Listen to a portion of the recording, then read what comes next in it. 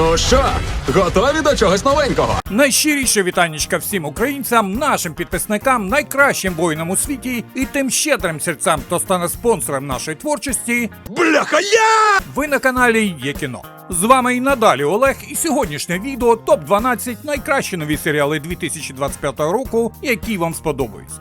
До вашої уваги новий похмурий вестерн «Первісна Америка», драматична історія на основі реальних подій у Локербі, медична драма «Піт», нові сезони чудових серіалів «САС. Невідомі герої», «Нічний агент», «Річард», 1923 та багато іншого. Визнай, це круто. Визнаю, це дійсно круто. Як і завжди, ми дуже цінуємо вашу щиру підтримку, а тому подивіться, підпишіться, поставте вподобайку та накидайте цікавенних коментарів для просування цього відео. Ну що, давай до діла! The European campaign is going to make Africa look like a tea party. We'll be fighting beside some of the best and most courageous soldiers on earth. The famous SAS.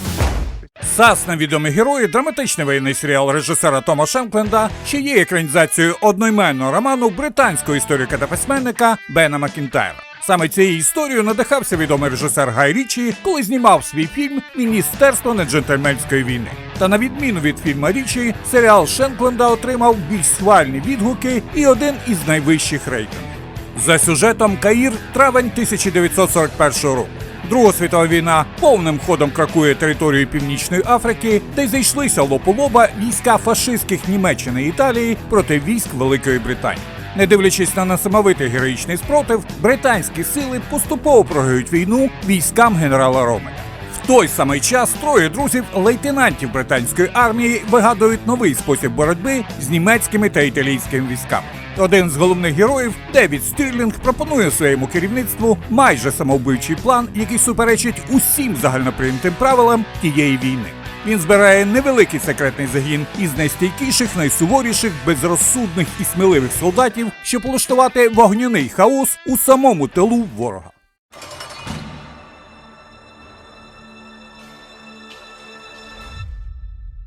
Did you kill my daughter? Your government knew. They all knew. «Локербі. У пошуках правди» – британський драматичний серіал, що заснований на книзі «Бомбардування Локербі. Батьківський пошук справедливості». Головну роль виконує Колін Ферт, який грає одного із авторів книги Джима Свайра, батька, що шукає справедливості після загибелі своєї доньки Флори на борту рейсу 103 Панам. За сюжетом Британія, 21 грудня 1988 року. Більша частина звичайних людей уже у передсвятковому настрої і готується до Різдва. Нічого не відчувало якоїсь біди, і раптом на голову мешканцям невеличкого шотландського містечка Локербі починають падати різноманітні важкі предмети, шматки залізяча і десятки переламаних людських тіл. Всю цю моторошну картину доповнює падіння величезного пасажирського літака. Повсюду палаючі домівки та нажахані скривавлені люди. Місто перетворюється на справжнісінький ад. То що ж трапилося з літаком, призвело до таких жахливих наслідків, і чому пошуки правди у Локербі зайняли декілька десятиліть. На цій території назріває війна. Якщо вас не вб'ють розбійники, на вас чатуватимуть з усіх сторін. Гризлі, вовки і розлючені мормони. «Первісна Америка» – драматичний історичний вестерн режисера Пітера Берга. Якщо вам буде здаватися, що серіал в чому схожий на чудовий фільм «Легенда Г'ю Гласа» з Леонардо Ді Капріо у головній ролі, то це буде абсолютно справедливо. Сюжет для серіалу і фільму написав сценарист Марк Сміт. Проект запозичив від картини похмуру атмосферу, дику красу навколишнього світу та суворий реалізм подій. В ньому немає шляхетних лицарів, безкорисних помічників та простих рішень в складних ситуаціях. Персонажі серіалу брудні, невиховані, оскаженілі від крові і прагнуть лише одного – вбити першим, щоб вижити. Світ первісної Америки – це світ без жалю і надії на краще. Серед акторського складу Джай Кортні, Шей Вігем, Бетті Гілпін та канадський актор Тейлор Кіч. За сюжетом 1857 рік. У форті, що знаходиться серед диких земель штату Вайомінг, Сара Роуелл із сином-підлітком шукає провідника, який відвіз би її до її чоловіка і батька хлопчика. Це передбачає подорож через небезпечну територію Юта, населену войовничими індіанськими племенами та просто чисельними бандами, які готові вбивати і гвалтувати без жодної вагомої причини. Оскільки охочих піти на такий ризик немає, то жінка вирушає в дорогу у складі каравану переселенців, що шукають на нових землях кращої долі. Вона навіть не підозрює, наскільки важкий і кривавий шлях чекає на неї попереду. Quella di oggi è una data storica. Oggi nasce il fascismo. Una creatura bellissima, fatta di ideali, di cambiamento, che conquisterà milioni di cuori. Муссоліні «Син століття» – історико-біографічна драма, що заснована на одноіменному романі італійського письменника Антоніо Скуратті та знятий на легендарній римській студії Чинечіта, заснованій самим Муссоліні. Головну роль виконав італійський актор Лука Марінеллі. Серіал розповідає про прихід до влади жорстокого італійського диктатора Беніто Муссоліні, що стало трагедією для усієї країни. Події розпочинаються в 1919 році, коли було засновано Італійський союз боротьби, а надалі показане піднесення Муссоліні та його повне домінування у владі і політиці вже в 1925 році. Також сюжет демонструє події, що супроводжували повалення політика, останні дні його ув'язнення та логічний кінець його диктатури – розстріл італійськими партизанами. Being here means no matter how good you are or how hard you try, someone might die. That's called being an emergency medicine doctor. «Лікарня Піт» – медична драма, що створена продюсером знаменитого серіалу «Швидка допомога» Скоттом Гемілом. Тому усім, кому подобаються медичні процедурали, перегляд 100% обов'язковий. Головні ролі – відомий актор, режисер і сценарист Ноа Вайлі. Події розгортаються в одній з лікарень міста Пітсбурга, де лікарі, медсестри та інші медичні працівники змушені долати особисті драми, справлятися з емоційними та фізичними навантаженнями на роботі і при цьому залишатися стійкими для порятунку людського життя. Один епізод серіалу включає 1 годину з 15-годинної зміни працівників відділення невідкладної допомоги. Якщо ви хочете побачити, як виглядає рай і пекло в одному місці, то вам до знаменитої лікарні Піт. Лише люди певного типу можуть стати нічними агентами. «Нічний агент» – гостросюжетний шпигунський хіт від Netflix про співробітника ФБР, якого втягнули в небезпечну для країни змову. Виконавець головної ролі Гебріел Бассо з 2023 року тримає фанатів у напрузі. На його думку, єдиний фінал для його персонажа – смерть. Але попри такі похмурі прогнози, серіал вже продовжено на 3-й сезон. Події розгортаються навколо агента ФБР Пітера Сезерланда, який неофіційно знаходиться в чорних списках керівництва і відправлений у Білий дім нічним агентом. Там він повинен слідкувати за телефоном, котрий ніколи не дзвонить. Це б нічого, але саме через такий дзвінок він був втягнутий у масштабну змову, у якій його хотіли зробити цапом від Бувайло. За сюжетом 2-го сезону Сазерленд шукає у лавах американських спецслужб шпигуна, через якого виникає загроза знищення усього Мангеттена. Mr. President. Agent Collins, come on in. When I became president, first thing I asked was about the secrets. Aliens.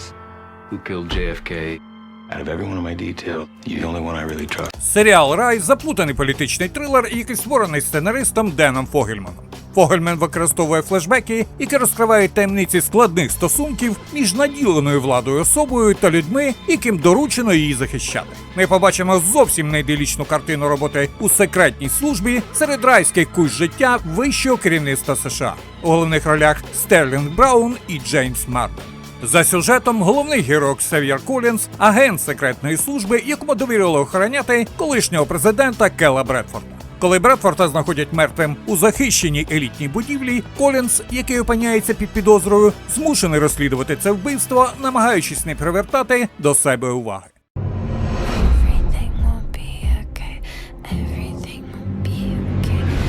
Once upon a time, a bunch of teenage girls got stranded in the wilderness and they went completely nuts. Серіал «Шершні» – психологічний трилер з Мелані Лінській, Крістін Річі, Джулієт Льюіс та Елою Пернел у головних ролях. На ідею проекту вплинули роман англійського письменника, лауреата Нобелівської премії з літератури Вільяма Голдінга «Володар Мух» та реальні історії людей, які вдалися до канібалізму, щоб вижити в жахливій безвихідній ситуації. У центрі сюжету членкині жіночої футбольної команди «Шершні» із середньої школи Нью-Джерсі. У 1996 році вони летіли на національний відбір у Сіетл, але їхній літак зазнав краху та впав у лісовій глуші. Упродовж 19 місяців дівчата намагаються вижити, невпинно втрачаючи людську подобу, розбиваючись на розрізнені жорстокі клани, які з часом нехтують майже усіма моральними принципами. Після повернення додому вони 25 років вперто мовчать про те, що трапилося, але їхні страшні таємниці поступово просочуються назовні. I've been waiting for this moment for some time now.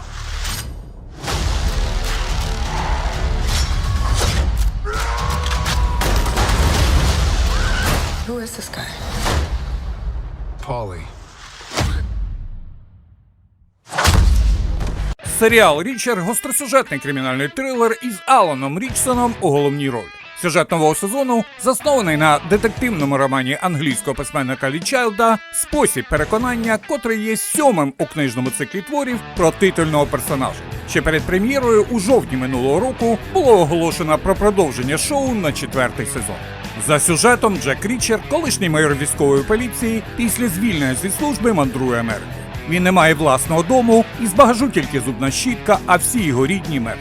Із близьких людей у нього його колишні підлеглі військові слідчі 110-ї спеціальної групи, але їх стає все менше і менше. Річард хотів би і надалі подорожувати цікавими місцинами, слухати свою улюблену музику, але життєві обставини все частіше втягують його у небезпечні ситуації, що потребують його непересічного розуму, військового досвіду і спеціальних бійцівських навичок. Нульового дня 3402 людини загинули. Авіакатастрофи, зіткнення потягів, суцільний хаос. «Нульовий день» – драматичний трилер із зірковим акторським складом у особі Джесі Племонса, Лізі Каплан, Дена Стівенса та знаменитого актора, режисера і продюсера Роберта Де Ніро. За сюжетом, колишньому президенту США Джорджу Меллену було доручено знайти винних у масштабній кібератаці, що спричинила хаос по усій країні, а також призвела до чисельних людських жертв. У пошуках правди головному герою доведеться зіткнутися з особистими амбіціями впливових людей зі сфери технологій, чинного американського уряду, представниками Уолл-стріт, а також власними зловісними таємницями. Задля виконання надскладної місії Меллену належить ризикнути усім, що йому дорого. London, the lion's den. Don't matter if you were raised here or you just got here.